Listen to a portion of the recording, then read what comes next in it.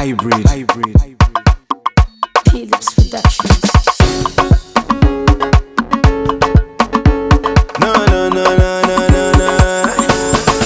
Oh baby, international baby, my beautiful baby, sophisticated lady. Vous êtes à Bordeaux, vous nous regardez, vous êtes à Paris, vous nous suivez, vous êtes en Angleterre, en Manchester, du côté des Leeds, vous nous suivez, sans oublier du côté du Canada, on nous regarde, Bana Goma, Batuta Goma qui nous regarde, Kisasa, Tobo Salibinote, Luanda, ça c'est mon pépé Asika, Topé Simbote, Naba Fanatique, tout, il y a une émission Nabiso, Batuné sur Balanda Nabiso, Naba émission Oyo, mesdames et messieurs, fidèles internautes, c'est votre serviteur Eric Bercy. Nous sommes dans votre grande émission Mon Pépé Asika avec l'artiste et musicien Emile alias Domingongo. Emile, bonjour dans Mon Pépé Asika. Bonjour Eric Bercy Yaoui. Alors bienvenue dans cette émission pour la première fois. Non, on a été au début de Mon Pépé Asika à Lausanne. Est-ce que Yosa Lelo était au Zongeli ne peut pas na Okakame? Si comme on peut pas si qu'on a 2021, Eric Bercy. Merci. C'est comme ça. En tout cas, on salue les gens qui nous suivent. On remercie Wilby Kaimbe.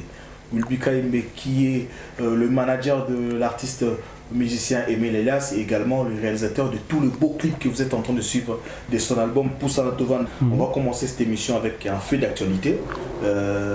Comment tu vis cette période du Covid en tant qu'humain? Ouais, merci Eric, merci l'année sur de partout, hein, surtout partout, donc le monde entier, même dans Kuala Lumpur, en Australie, dans Jakarta. Je me suis étonné parce qu'il y avait un ami à qui m'a appelé à Jakarta. Mais, Azali, donc de toute façon, merci à trop, Eric, encore une fois. Nous considéré RIP, il y a une émission là. Donc, il a passé parce que tu perds depuis Ndeko et Belé. Kaka Ndeko Azara, il faut avoir Makila. Tu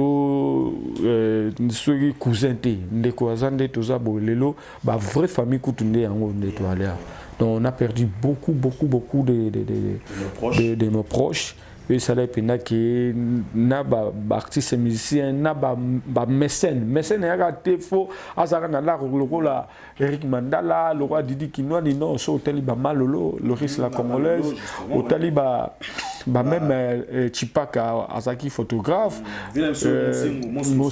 Mosengo donc Dieu d'enfer Adrien donc grand mécène aussi donc tout fait le moi battre belé mais et je viens encore de perdre aussi un ami proche, Audi Decombe, que son nom repose en paix. Autant reconnaître ailleurs.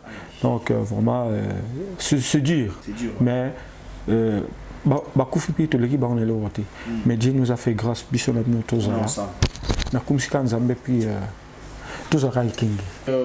Aujourd'hui, Wenge est séparé, Wenge Kabwani, Wenge Panzani d'abord dans un premier temps en deux, Wenge Musica Maison Mère et Wenge Musica BCBG. Tu as choisi d'aller avec JB Piano. Na lobango met fois, na changé ma lobango été. N'engana zaka gratitude, na zaka reconnaissant parce que tant on a continué Wenge Musica BCBG 4x4, la personne autant sous bande comme sous bazo les capou ba lobango ba bobar. Mais c'est un ami. Na kendaka na nubosonga moko et pas il y a deux fins. Wasenga Kimpuni na Bandal Sinkin mais façon yambela ngai eza ki pena mingi elengité et naye kokuta na Percy Tumba grande sœur na biso avant ndaka na Salongo ndaku na bango na ba Percy Tumba na et pas ya donc tant ya Percy Tumba et Kangama ba djina lele ba neve na ngai yewana neve na ngai babit no na biso ayembaka po toyaki mpe na mwa orchestre na biso moko na grand libulu bana Salongo ntango na te nga na mwana Salongo te moi je suis natif de Matete mais ma grande sœur aînée grande sœur Denise Balebana elle habitait déjà Salongo depuis tu as évité ce retali information là-bas. yango moni sono ya wana na okota pe na wana te mais na tel sera batu quand toujours ka ba bobar na ba mensonge Bobar il faut le dire tous en devant caméra il a des propos tenus par le porte-parole de l'orchestre BCBG monsieur Roger Nando, porte-parole Nabino et un mouvement qui a dit que tes attachements à toi avec Salongo viennent de lui. On a tout de suite là, donc ma grande sœur, c'est une quota où il y a musique à BCBG 4x4, Dieu a fait à travers un ami, Percy Toumba, parce qu'il habitait à côté, en face. Et puis là, on vit, il est à Bruxelles, Percy. Il est en Bruxelles, je le salue, na minute à Nagishasa de Tumbandai, Yoka. Donc, neve pour démentir neve na ba nièce ba Mireille ba Marino babi mais la Percy nous on a besoin imbara ah non amna imbara to kutana yepe ba lupien de lupé de diatezo amna non non ngala sola bena na jibe ngala mona banda et puis ba serwana jibe azaki quelque part azaki ami ya cousine na imoko Sandra abno na omema t'inquiète tout ça la paix to kinda avant wana na kende wana na kenda kana nonde na to biso défait wa senga kimpuni question na me repose un peu ayambanga pena bienté na zongaka na continuer ko chayer bijou nanga na pavillon 5 ans de mokili zoloba. Donc l'histoire que le même monsieur Roger Ngando raconte aux aïeux ko chayer bijou dans les solo. Mais oui. OK. OK, non, je voulais juste savoir ce qui va pour Pounaï, c'est faux dans l'ensemble. Donc ti salike Percy pas memingai président JB bautaki mboko nini bauti poto ya Kalai Bwingi mais bakendai 2 semaines mo na Gabon retour na bango to ikokuta naye bazaki na Rojani wa bamerando ti to sali o il fallait que ça là kokota wenge na lobango ezaki lipanangu bate. Donc déjà JB il devait convaincre malgré mes talents mais convaincre pe ba camarade naé au bazaki ba administrateur Alain Makaba, Owe Ranson et puis Didier Massela. Surtout Didier, il était très difficile. Je comprends. Mais JB, a bon, nous allons manda autolomba. Nzembo Oyo et Kalai Bungi a sali vraiment moi ma bien. Comme vous après ça je peux pas t'amener directement na siège. Mais il faut Oya Katongo au travail à wana beteki na ndakunanga batelinga CD et baseyona ba cassette radio cassette nazoyo kango et ça là qui au moins 2 semaines après avant que 2 semaines wana Weranson le président Weranson na Alain Pela ba go rendre la visite na Alain Pela na lobango na machaba mote tango wera yoka loba ina non tu as coup aux années ba en voie de développement tango yoka ngai. Il a essayé un peu de me démoraliser, de minimiser. Mais à partir de propos, j'ai essayé de me donner vraiment à fond pour créer Niak. C'est ça.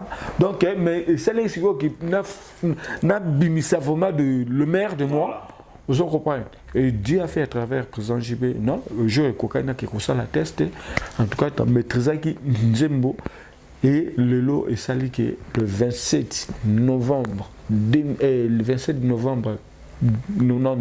92 ngai na koti wenge na sali au France là tamsu ndekolangai parce que je pouvais même pas répondre à Roger parce que tout ça là n'est musala moté lui il est porte-parole azani loro mokote o barotia et zongisa ah mon émission yo et ça qui dans un bichot toba nduliste nazana ba vocal nazana ba makambebele oyo vraiment oyo ke mokili tango evanda boy ah sérieux yo vous comprendre mais elo moté ndekonanga et tant que porte-parole ba ko zongisa yo ba pena ki no joyo a qui danser alors je ne peux plus répondre à Roger, n'a pas propos naïe, ça l'engage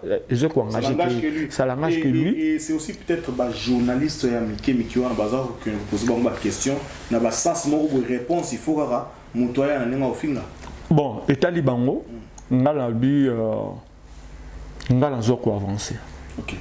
La minute comme non l'équipe va ça biso Wilbry tous les gars tout ça dans le clip il y a Made in France tout créé dans le clip il y a Bonaventure tout ça la clip il y a peine perdue et puis ba makambo belé au tout ça na yo to solo awa ba dynastie li ba makambo belé faut plus faut pas na ya kaka ba sala ki ba ki bo non na sepela une réponse il y a c'est le aloba qui na image moto tout ça dernièrement et qui tellement capital abi no lies ngana teka pétrole yo ba bio teka bijoux mais lelo naza c'est le yo za emelia est-ce que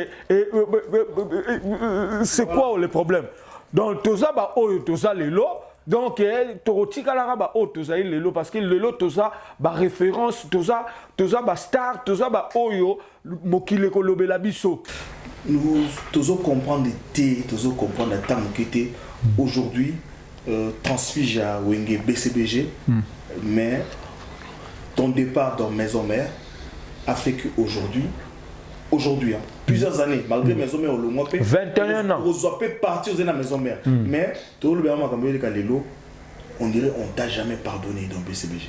Mais j'avais dit ça l'autre fois dans une émission précédente que j'avais fait dans bande de voilà. Non, c'est comme s'ils n'ont pas digéré ça.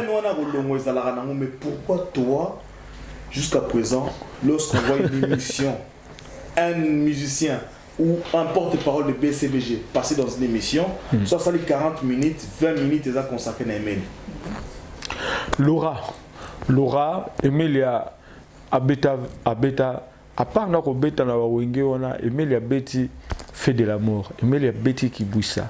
Emilia, c'est le seul chanteur dans le baron qui a tout chanté. Emilia, il incarne l'histoire. Pièce maîtresse. Donc, sikoyo na ba onyosu na sala na PCBG batalata ndambo ya malamu na sala ndambo kako nga Emilia na tombola drapeau na PCBG. Au point pour conclure, on ne va pas rester sous la partie BCBG éternellement, au point que tu as même composé une chanson. Oui. Na 4 albums Titanic. Ouais. Libération. Mais bah clip et bima, clip ne bimaté.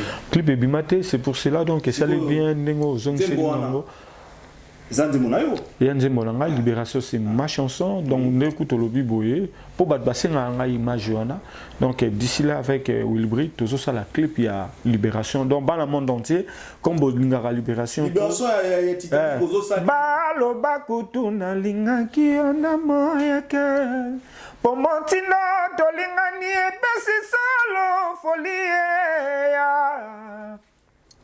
Titi akatuna kayo boroni oya emelia alias yo talia tana misode oya lempelanga na kolobani ni mokolo ya kozonga amboka banka do batu basinga nzimbo wana et puis on va le faire plaisir à toi ça me rappelle les années où on était à l'université à Lubumbashi on a banni 99 hein 98 ouais ça me rappelle beaucoup et vraiment plaisir à toi, fanatique Pepasika, ça c'est une exclusivité. Hein. Je pense pas que ceux informés Batouké, aux autres la clip à Libération dans un média quelconque. Non, c'est la première fois, puis aux occasions dans l'émission à Pepasika, toujours ça la clip à Libération parce que. Espérant que côté Gouna. Mais non, tout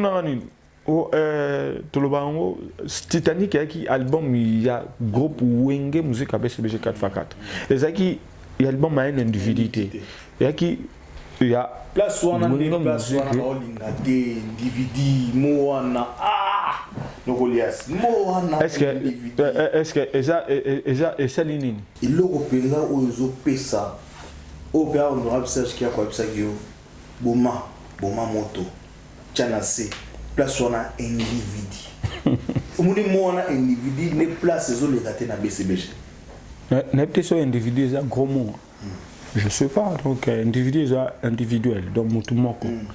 tant to yaki na wenge musique à BCBG wenge BCBG to laki biso nyosto zaki te ke mutu moko mutu aye na biso neti tam suto rozo quartier latin parce que on voit Kofi Olomide. Vous comprenez? Mais na BCBG il y avait na BCBG Alain Makaba, Blaise Boula, moi Alain Pela, Jibem Piana. Vous comprenez?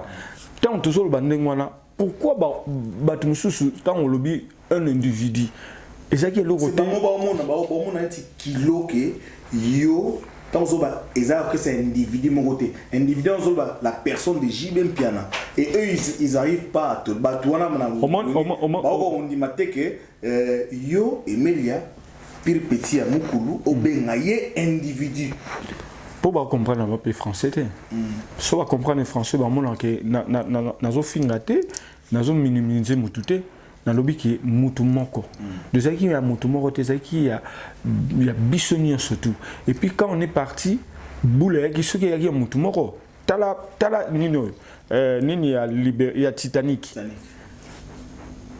tala nini a CD affiche ya Titanic pour mon aké les agi projet il y a bisonnier surtout ça qui y a mutu moko te d'accord et permettre bisoto quota directement na passage na yo avant passage à maison et à BCBG na maison mère mais à partir de quand parce que yo tant que na maison mère au côté déjà wenge musique à maison mère comme ya wera il y avait plus les Tata il y avait plus les Didi Marcel c'est ça wana tu as accepté d'être le musicien de Werason c'est ça alors à partir de quand BCBG Banyokoma Jibem Piana et BCBG mais tant déjà Makaba il avait senti ça.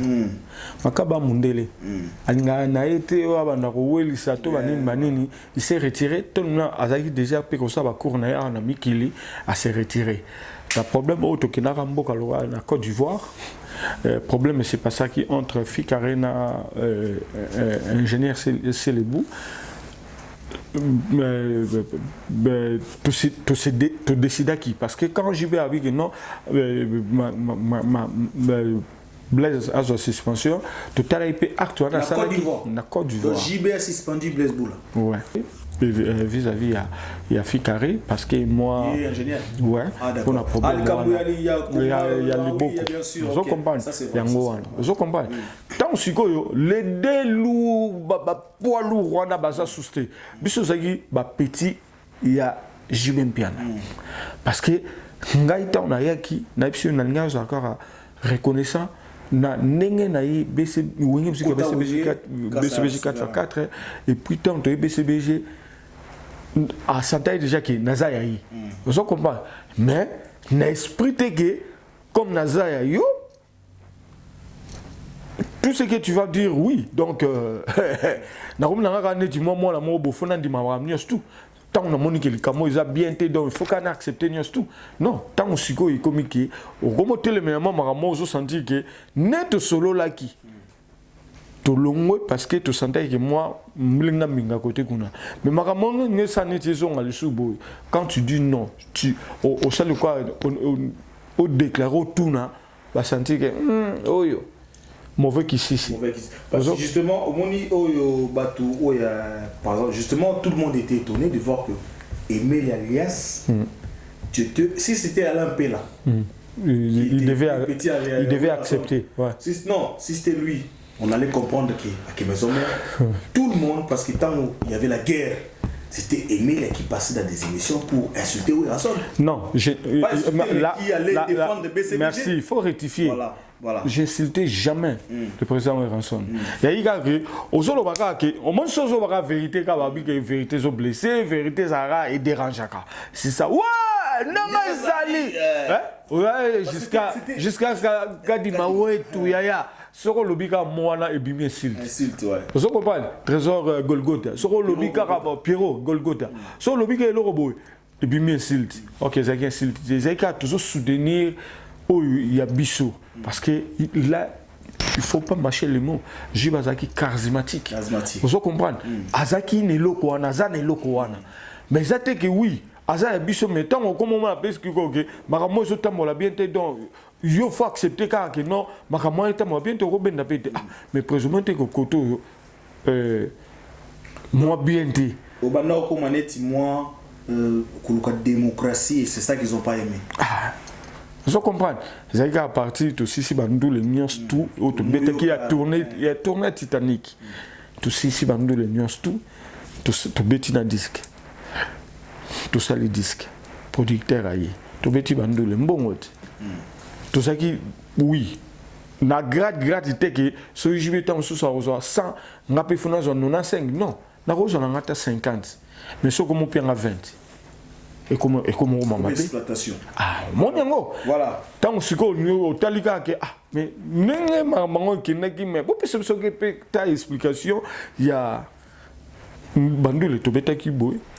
Disque c'est boy. Gênant quoi. La question c'est ça. La question qu'il ne fallait pas. Ezaki non écoutez ça tant que solo li na moi bala mai il y avait aussi des lâches qui partaient bakeyi na ndenga sima o tala kutu ya zolo baboye OK babo sente ke bango pe baloba mon so to zale ba petit journaliste on a qui ça me tout nyo ba comment ba lâche wana mais non je vais même pas na nepe ko ipsa hote na nepe ko lobate et Laurent ngoni na lola yo en tout cas elo Gino na yeba nga wana za ngamoko nga cha place nga cha libanga meza ngamoko ça fait quoi toi qui était là c'est-à-dire à cette époque ennemi géré dans la maison mais il y en a fini à biso parce que la vérité bon à être au finga c'est ça tant au côté ta maison mère c'est que non c'était Eric au moins dans la vie il faut pas dire jamais voilà donc le destin c'est Dieu. C'est de la hauteur ça ouais le destin c'est Dieu même moi j'avais dit non mais nzambe alinga ke zanengwana na sens ni ke toujours ngaka to répéter bilo mo j'aime pas trop na kende suna ba ningwa tant ozo pimela ngana yemba disque bo pimelinga mo makambo belé na tikali na sali constat et ngalelo tina répéter ko lo basuke wera aza c'est un grand visionnaire dans le sens que à Talaïpe que non, Moussala ou Emile a salé dans Zénith de Paris parce que tout marché, tout volé bafasté, c'était Emile. On a parlé rien que le nom d'Emile, comment nous soucier. Quand Bango et Général Bango P, surtout le bandé ils vont encore passer à la télé pour bafinga sous, c'est pas grave. À Talaïque non, dans un Bercy, c'est une grande salle, ils ont kilo. Ils ont c'est un babiloko et Emile à Sali, et ça l'a appelé, ça l'appelle un plus sous. Il faut la boya qui mais avec Dieu a fait à travers les grands mécènes dit qu'il n'a Nathalie pas venir là et j'ai accepté, mais c'était dur. Même présence dans la Kouta Bango pour la première fois, je voyais na misu ya batu que ils étaient très mécontents. Voilà. Très mécontents et ça faisait aussi peur. On a un musicien mais lui-même tout le monde non à part Werson. Ngawera azwanga na lobarango ezaki na hôtel moko na Pantin na la village wana tango aye tosola biso mbale na ye aloba na ngai eloko moko soki alina répétant bi mais le monde na zio esili abi esili komba esili abi mutu abako déranger nga lokola yo kuna azati osoka eloko soki aza conscient aloba c'est vrai vous comprenez non parce que tu étais quand même respecté et puis tant on accueilli natalaki te que non ba divergence oyo kozala natala te que va ba osala onyo so ba osala mais bit na ngai nini mon travail rien na sala musala nanga ce que j'aime faire yango pe na sala ki yango ya on a qui ce qui est na bandeko ya maison mère on a na ba maison mère baleki ba finganga baloba oyo bandeko nanga ya BCBG bazoloba ponanga na oloba oui baza na raison mais quand il passe pas na si bozolanda tout ça dynastie na si yomo ozomona merci parce que dynastie c'est la dernière partie de l'émission en tout cas on a parlé de Wenge 4 Wenge BCBG parce que tout le monde tout s'attardé dans la polémique pour mon parce qu'à la base c'est d'abord une émission à bateau, il y a Mine Batalaka, honorable Patrick Mouniomo, on a parlé moi qu'on a qui se ça là. Patrick Mouniomo, les grands mécènes au député de Goma, qui est mon propre grand frère. Amen. Papa Naïna, Papa Nabayana Leki. Et tout Pessimbo Tenaba, tout Oya Lyon, le manager d'Eric Bercy, l'équivalent de Wilpe Kayembe. Jojo Le Rambo au Canada. Mais au Bossani, Jérôme, même. Jérôme Mavungu, qui est le producteur et grand frère d'Eric Bercy. C'est lui qui produit toutes les activités d'Eric Bercy ici à Lyon. De tous ceux que je suis lié, c'est Jérôme Mavungu. En tout cas, tu as sur la Siko, tu vanda chez Djonga. Oui. Voilà. Chez Djonga où tu as fait Kanga Paris. Kanga Paris. Biso tous habitués, on a période Golgotha, tous habitués. Il y a bandu la mon place à l'écoute na kisa ça la pese mbote pichu mangaya. Mais est-ce que Nakachi Malbatebi, Pierrot Yebi, est-ce que Yebi qui est idéologie au Bandan en Allion? Premier concert, il y a Emilia Abetana, Ndete Romo Betana Paris Awa. Donc Serge Kiakou, Papa Monga, Vicky Jenny, Alpha Mukua. Vraiment, Pierrot Azawana, Bango Pimba, Yambakingayi, vraiment. Et ça qui awa donc Giscard Kadimawetu Ozuba Joël Moya Ozuba play Belenius tout donc Ezaki awa Mazembe Yambangai na lia bambongo awa ya on est très reconnaissant donc pays oyo et province oyo adoptanga pour la première fois Ezaki Lyon yango tant ba beng sanga na manifestation et l'onion sur na Lyon na Doutarate na za vraiment na rendre reconnaissance voilà qu'ils avaient déjà donc ba contacté na ngai avant Koutuna Banaba Festival, c'était Lyon. En tout cas, encore une fois, Bana Lyon. Merci, merci encore une fois. Guy Ewa qui avait. Guy Ewa, Guy Ewa, en tout cas, plaisir à trouver. Et voilà. Et maintenant, chez Djonga, Paris, et comment est-ce que Paris t'appartient? Pour Beti Bandoulé, d'abord, il y a Binomoko, sur le Wenge. De temps en temps, quartier la TP au même endroit, à des jours différents. Si tu es pour le Bélamamou, tu as le poussé. Farah. Mais Farah, il y a deux équipes, les gars qui. Oui, Corona. Deux équipes. Et puis, et Beta Maïtro, tout de suite après Corona. C'est bon, toutefois, on a toujours reconnaissant na Djonga Okula, na beaucoup tampon parce que bandana kutu na Djonga te.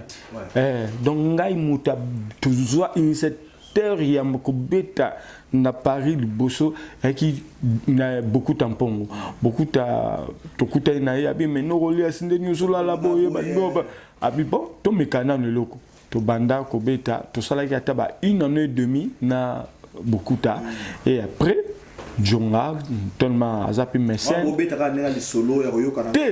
il y a Royo Kanaka ba production penda parce que yemoko azaki ko gérer makambiente si gérer très bien niveau au lelo Djonga comme nango Bokuta anga comme parce que c'est vraiment quelqu'un qui est aimé et ceux qui a sali le konaye et Simbaka et le lot il a encore remercié sous Djonga Okula et puis naba Shida Ibula Olivier Moukoul na Nebo Gelor Nzongo beau-frère nanga o bazwaki initiative ya Robert Chabiso kon Wenge na quartier latin déjà Koutouné to aller le 12 juin quartier latin na bamboshi ba Robert Chabiso to beta le 13 donc ils a vraiment ma kambezongi déjà donc tozozongi ça biso kuto ande nezolo ba poussant to vanda tozana projet ya tournée moro européenne donc to bandana Rotterdam Bruxelles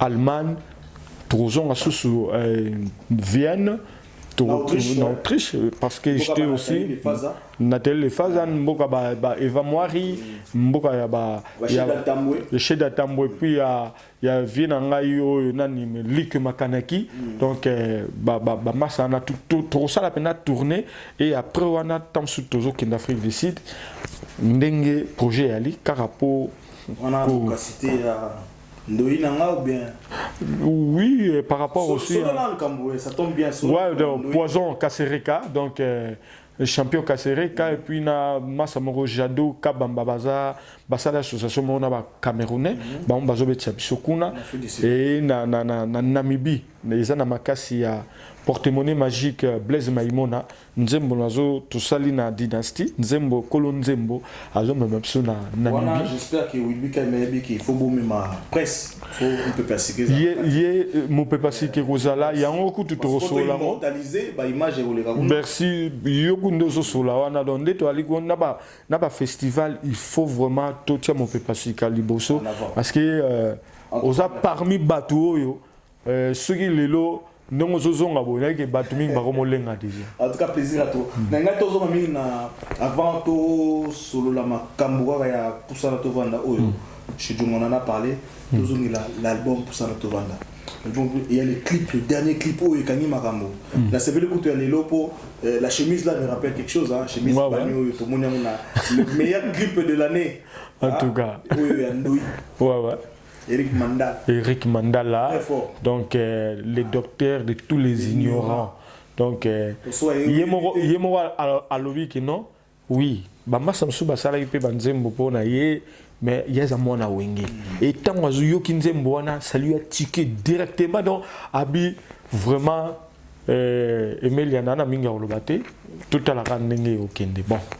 Aza grand mécène, aza bateau bazo soutenir ba jeune nyos tout le monde ba inos bi tout le monde ba gaz ma oui tout le monde ba ndeko nyos tout il faut tirer na biso na Poussana Tovanda na mpepasika et Mandala. En tout cas merci encore une fois ba tout bazo soutenir sur mpepasika ba place Mozali toza lisusu na artiste et musicien Emile Elias. Appelez-nous ba numéro na biso ko s'afficher hein nos coordonnées vont s'afficher. Où on a besoin de regarder notre Passika, Aleka, c'est votre émission, surtout Batoazan, sur la Lyon, Paris, et puis dans la grande ville, tout du monde, beau venir, boya, parce que ça avant toute émission, il y a Bana Poto, présenté par journaliste Mona Poto, il y a Nokolias, mais bien, comment on a Nokolias? Nokolias, ça donne Noko, il y a nièce, n'a pas neveu belé, et puis il y a bien Noko, n'a qui Noko peut, pourquoi? Parce que nanenga wenge parce que tu as quoi incarner histoire faut en noter wenge c'est quoi wenge naki wenge nane to le c'est un état d'esprit idéologie et puis une institution oui Mikolo est porté polémique mon boy nana qui m'a polémique trop ba jeunesse moi Miki ba poser ba question pour na roloka mu inviter ba polémique. Mais un de nos artistes et musiciens va provoquer une question. Ça peut moi la wenge na esprit, na nenga ba quartier. Mais va provoquer va tout na question mo boy fallait à critiquer esprit wenge wana. Fallait pourquoi? Tant le bi esprit wenge esprit boya. Ya ngona esprit wenge. Tété. Parce que ce bi to boya donc est-ce que na mi to so na bi nit na et puis avant na boya net collègue. Et puis avant ça, là il était déjà papa na yo ko firo mide batu bana l'esprit ya polémique za bana wenge. C'est bana wenge wana. Te batu bana polémique za ko firo mide na ba mission na ndenga tinda ki bango que ya rofinga nyoka longo ya rofinga papa wemba c'était pas wenge. Mais oui. Parce qu'il y a attaqué directement comme ça, il y a un abisso, il y a l'obaraté, humble, un problème dans mon tout. Et puis il y a le défait papa, belé, gros mot. Donc, tant Kofi Azoloba explore un wenge puis Fali qui répète dans une émission à la chronique. Bon, et ça non, on va y a nenga qui mute mamabe, mais wenge dérangera bango. Mais parce que toute une génération wenge eza iloko yo na uto lo bango awa inspiré et changer ba donner biso tout na ba makambo ya batu. Ozo comprendre que wenge yana esprit moko boye o baba mobola teti donc ça mama ba te ko bebisa to ko bebisa pe maba te il faut ça la propre et musicien ndenge za rosa liboso ka musicien bougre donc il est très baya ka boté wenge yakina ba musicien intelo wenge yakina makambo belé oyo lelo wenge ezo continuer même ata bande kona ba so ba lifa wenge te Wenge. Babi pe esprit ya kosenga matolo eza wenge. Tant que loba wenge za la makambo belé la kati so to panza branche awa donc aussi ça même mission. On va se parce que donc aussi c'est mission. Et surtout aujourd'hui pour ça to vendre album to zelaki et bimi mais na ba moment où il y a Covid. En tout cas pour ça to vendre et bimi na moment Covid to raté biloko belé. Ma présentation dans autre ngato beta na cabaret sauvage. Tongato qui depuis la place belé tout ça qui na proposition aux États-Unis dans le Canada partout parce que ba monaki musala auto zo sala l'album pour Santo Vanda c'est un album de 8 titres et ça dans moins d'une heure soko yo ki nyos tout au senti pena que mais ba clip tout le monde ba clip belé na kati ya na internet déjà bon déjà ça se porte bien ba clip les autres talama mais malheureusement dans la période de Covid il n'y a pas de production qui accompagne l'album. C'est ça au EBP disque était comme bien à kati malobate ceux qui ba concert réel même biso tout ça qui ba CD nania organisation où il y a un festival et c'est un physique parce que le comique streaming dans la plateforme côté qu'à disque mais physique il y a rapport d'européen c'est un organisme mingi a un festival pour disqueté comme à partir de temps bazoya ba aussi ngabino est-ce que besoin na lomoro bo temps sur il y a 1000 ou 2000 disques bo était comme pour était comme pendant les concerts vous vendez des trucs comme ça et il y a autographe. Voilà, nous avons la question de une question qui nous vient de Londres justement par rapport à Poussana Tovanda question il y a Massa Jonathan Ngolo Jonathan Ngolo Djibril je le salue London personne à Wenge propre Makasi pour tout na dit question de relaxement public la question de Jonathan au public Hollanda question la écoutez mesdames et messieurs la question de notre frère Jonathan on peut pas si comme solone yango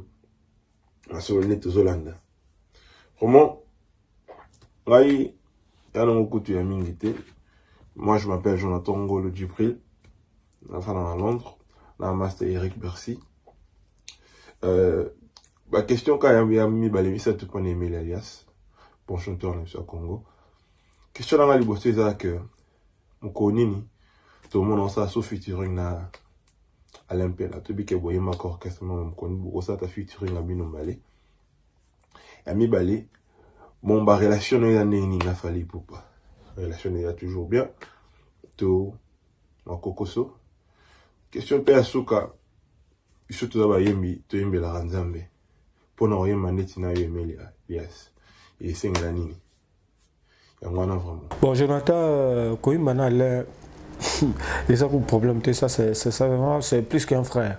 Et dans le moment où il allait pas au disque, donc il y a assis sa projet na oyo.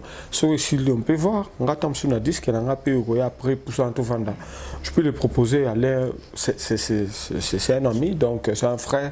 Nabi Karoya, ils ont tout un problème. Mais ce peut être bon, bazon ça non, n'engage zaïgi. Quand elle t'aime, elle chante. Yo mambika, yo mote manangai. Personne mambika, mon cœur te fait bisous. Yo mambika, beauté aba martien. Avec. Donc, Egoya. Donc, Nabitika nous pour ceux qui non, c'est la maison. Donc, Pepele. Pour na confrère nanga artiste la biso du Cap, tu as un problème donc. Même si on ne se voit pas, même si mais je l'apprécie. Bon, ça là, déjà quand on est artiste, Azom Matsa, drapeau et le Yamboka. Chapeau. Donc, nous avons un problème de surtout de Royambana. C'est ça. En tout cas, mais beaucoup t'en a pété, mais bon. Non. Ceux qui beaucoup t'aiment Royambana. C'est ça. On a 12. Ming question, il y a des gens du côté d'un masse Durama Kaya. C'est Durand Makaya. Là, juste une question. Différence in les musique, non, on bête na kin, non, on bête na poto. Juste la différence in penez na kachuana. Travail à poto na kin. Merci. Et surtout, depuis on bête na poto, question Durand Makaya, quelle est la différence entre Quand on bête à Kisasa, à Congo, on a net comment bête à poto. Quelles sont les choses à la Kishasa ils ont la facilité parce que Kishasa me tenait sur Emile adore Aroya sans problème.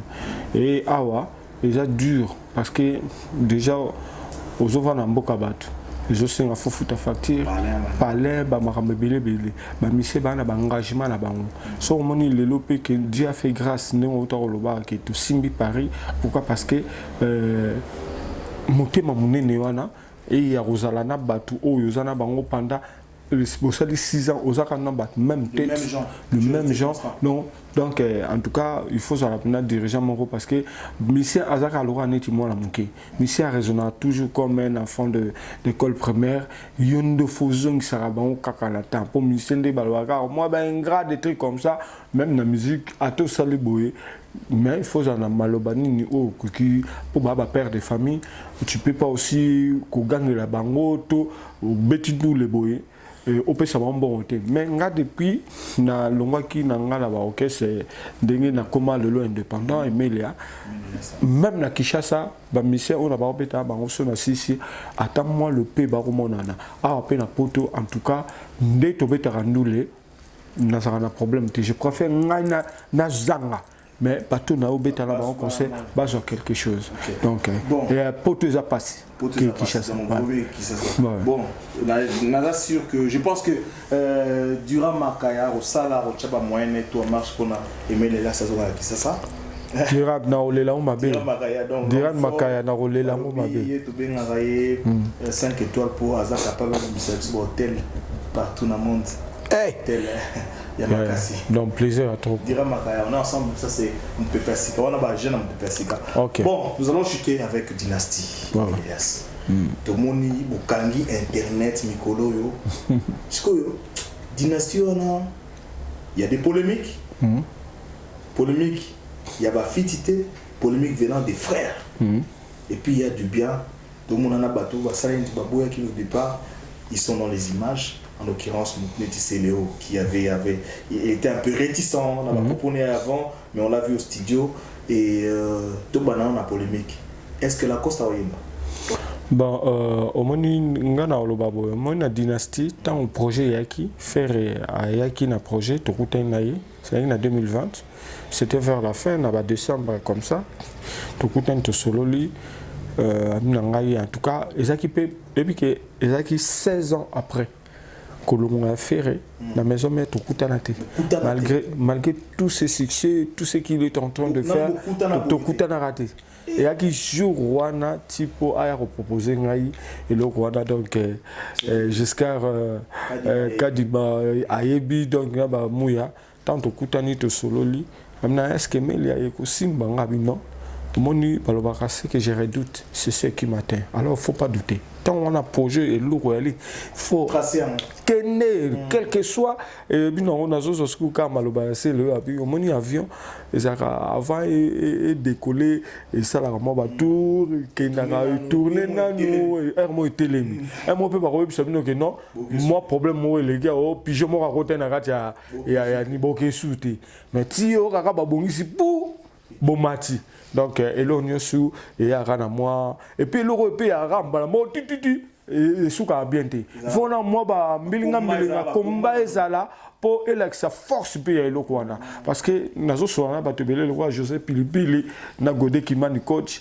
ba nanga Emilia babiloko bosali ezara na ba moment motam sou ba 10 ans et salama biloko oyo bon mon nango tezelo kwa muki eza grosse affaire et puis et loko yo écoute ya na baleke mususu bazo ya que non biso pe photos en abolingo oyo pourquoi parce que ba divergence ya biso ya bayana biso kaka to kana raté ba polémique au moins qu'à partir ya projet dynastie ça va vraiment ezong ce temps sous Congo hein ka congolais ba yo kana raté boy pourquoi pas avec ces projets là dynastie et rectifier moi berrer ya bayaya ebele. Alors d'où vient l'idée? Alors c'est dynastie. Le mot dynastie, ça vient déjà pour le groupe Wenge Musique à Maison. Le Wenge Musique à Maison.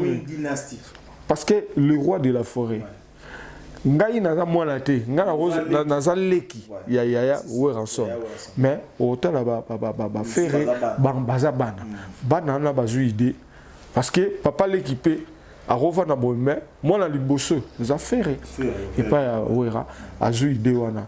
Moi, étant que aussi papa leki, pourquoi pas appuyer aussi cette idée. Donc, yango wana kaka elobi nango Silas Moura Béton que l'idée wana eza souka na boule. Toyebi que bato belé pe biso ba izo bangisa bango mais ba bangate ba appuyer biso na loko oyo parce que toli ka topesa pe ka exemple na ba leki oyo tout ça ba leki ti ba inosbi to la ba gaz ma wete to la ba leki ebele ba fabricas ba mundibu ba za tolme belé ba leki na biso mususu na bina filet et puis déplique ba za tolme belé ozu ba nono fuji ozu ba bram ba za ba leki oyo toli pe biso ba yaya to la sa bango ke tous na bolingo ce temps sous ba yaya na auto lo bango baza ki occasion wana te et nous ya kosangana parce que na betana na lobi kama ya omoni na lobi mukambu ya muketo ngate pourquoi parce que lui-même il passe à la télé il dit ce qui lui semble bon ya koloba donc tant ayebi ke aza mwala wenge omoni loko ngaka na opesa conseil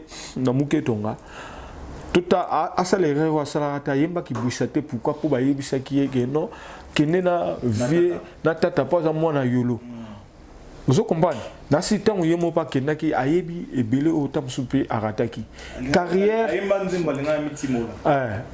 on monte quand tu es s'agenouiller devant un stade de martyr et ça humiliation bloc voilà oyo to ça la loko oyo pona to la sabatu bolingo ya wenge vous comprenez bolingo la biso na kati ya wenge ninge yalaka soita mususu mutu na mutu bon toko forcer pe mutu te mais tant biso sangani boye toujours appui ya monde entier ba bibo kenango eza bula danser mutu mta samba kamna ngana na pusanto vanda fera na jet set tae c'est le osana makamuna mais tout ça le roi Kassav basoka après 4 ans bakutanaka à part problème na bango ya bakop na bango banango bakutani po bazong sabatu na bilengi oyo sepelisa ki batu na tango Kassav ki Kassav encore pour conclure avec cette histoire de dynastie c'est les première expérience il est probable que derrière 2 ans 3 ans 4 ans après Boniatel pourquoi pas Bibisaba stade, Bibisaba salle danser, et ça va bébélé. Mais mutu na mutu, azala makamunaye. Voilà. Kapa le sambo. Le sambo. Te bon, te retourne na soi proposition ali aya te retourne la raka. Kapa le sambo. Mais nani japonais Rosala et puis na Kakol par Rosala. Na Alimbonda pégout. Donc c'est bon quoi. Nous remercions Baz Bazana Bisso, surtout le grand, l'homme fort, Jérôme Avongo, l'homme qui fait que mon peuple Sika est fort, force de Ben Samuel Elias. Prochainement, on aura d'autres artistes. La Pessimbo Tena Silas Moura Béton, Place Azali, jusqu'à Kadima. Pierrot Golgotha, Naoto yoka kuta tout de suite à Elliot Mondombe. Qui secrétaire national de musique à maison mais atindi penzembo. Alinga balia Mondombe tikate. Et bon na batu o ba benga biso pour dire Eric Bercy et Blobana Emelia Torozana et Papa Pikanga. Papi Kanga plaisir à trop Pichen yo bikaka. Et puis na ko remercier na binoba na Lyon et puis na ba na monde entier bazolanda biso bo pesa biso ka makasi et puis pour na boulot ya dynastie parce que il y a que des talentueux na kati eloko ngo ba talentueux misusu équipe nationale et puis biloko misusu bima wana neti na sister qui même JDT Molopo vraiment j'étais content il y a ressenti bien que amélioration et ça vraiment ya makasi na osenga ka na Blaise Baibola na Babé Dachou na ba Alain Boyika l'honorable Eric Mandala étant que grand mécène ils appellent souka la boule Patrick Moniomo pourquoi pas taper le solo oyo au talipé RK Rachidi Koupa dans l'honorable Johnny Mwadi vraiment beaucoup de makambo et ressala biso bien pour tout bimapé bato pe bana poso ba mona biso temps sous na podium ensemble pour na relaxer ka bolingo Tobo sanité le pétrolier le vieux Rami Amissi ba côté à Émirats Arabes Unis ba côté à Dubaï côté à London vieux Rami Amissi très fort tozo aussi sa émission absolu Emile Elias na CP la trop tozo aussi sa émission en te souhaitant toute la réussite hein la réussite. Il y a album Nabiso pour Sanato Vanda et surtout s'il y a vraiment avant de finir cette émission, avant qu'on a conclu l'émission, est-ce que bah tourner tous préparé, ils ont une date fixe déjà ou bien ils ont besoin bah tout mis bah encore pour pouvoir demander des concerts dans la ville pour l'orchestre Wenge pour Sanato Vanda ouais na osenga ka na bande konyo sto bazana poso robeti ya biso donc ba date ezali nango donc ba ya ba contacter Wilbur Kayembe partout au beta Londres na on a quitté pour là faut dire la vérité na peine poso na tonia taper Londres to kuta pena ba Burkina Faso donc na moi ba bande ko belé Dadi Mumbenga le bord à droite Ali Kisala Alira Jar Kamutombo Eric Wawa Didier Manager Kaira Savane na bande konyos tout to sanité OP ba misika petit na ngai Olivier Kandé na kati Afrique du Sud sans oublier Cédric Banza l'homme qui chichote dans mato il y a Yemoro Eric Mandala donc toujours c'est la gare à Piro Lianza vraiment plaisir à trop Bana Lyon, Momia Danzé, BBC La Mère des Jumelles, Ozupenda Shida Ibou, le projet, Blandin le Kondo, donc moi, Momi tout est Danzé, Saïna, Nanette, donc plaisir à trop, tous en abino, Bozé la Rara, retour, déjà parti le 13 juin, tout ça, à Paris. Merci, fidèles internautes, Batoualingam Pepasika. Tourne sur la émission à Bisso, Batou Appuya Bisso, Babenga Bisso, Balunda Mi Flore, la Katamboga Lyon, Blandine Lokondo. Ça, ce sont les appuis de l'université, maman va se marier. On n'a pas oublié de citer, nous trois sommes capables de remettre la Bundes en Allemagne. Shalamama Boyamba Tavares Bana première classe Tozela kuna Mika Kuchi na kati ya Mboka Motion Black Bar Topesi wa Mbote Wilbur Kayembe le réalisateur pour des raisons exceptionnelles mais sans oublier na Kumisi Ebele na Pesi Bakombo il y a Batutu na Robo Santé ba réalisateur na ngai West Hollywood Image à Lausanne Topesi Mbote Place Ozali Grady Nzuzi Sanor Image qui nous a prêté des lumières aujourd'hui Grady Nzuzi qui est aussi le réalisateur de Mpepasika et surtout Tobo Santé Guilain leader Image Onyo Soka Mpepasika na ba sentir to bazana na biso merci à vous merci à vous Tonton Ngandou Topesi Mbote. C'était Mpepasika, votre émission produite par Jérôme Mavungu ici à Lyon. Eric Bercy, votre journaliste. Soutenez-nous, abonnez-vous et surtout, pour ça, l'effort qui est ensemble, Liboso, Wankanda.